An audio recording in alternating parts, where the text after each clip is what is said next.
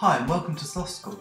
Our momentous day of today happened in the year 2334 BCE. This is the year that a man named Sargon became the first emperor in the history of the world. Now Sargon came from humble roots. In fact, he was brought up by a gardener, but eventually he rose to the prestigious position of cupbearer to the king of the Mesopotamian city of Kish, named Ur-Zababa. Eventually, Sargon waged war on a man named Lugal-Zaghazi.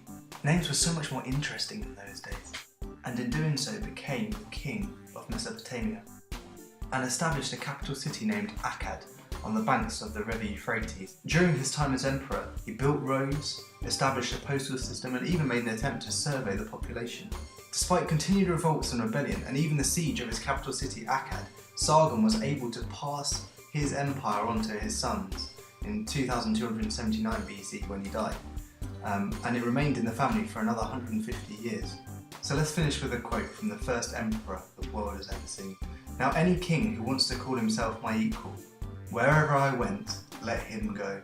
Now as for our general ignorance for today, we're talking about mountains. The biggest mountain that we know of is on Mars. It's called Mount Olympus.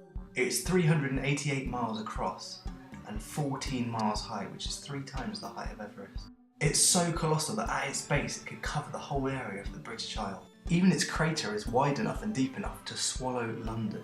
But even on Earth, Everest isn't the tallest mountain. It is technically the highest at 29,029 feet.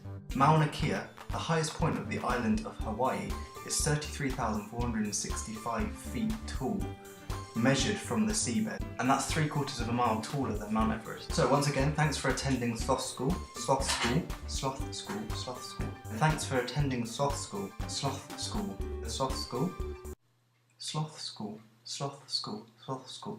to say.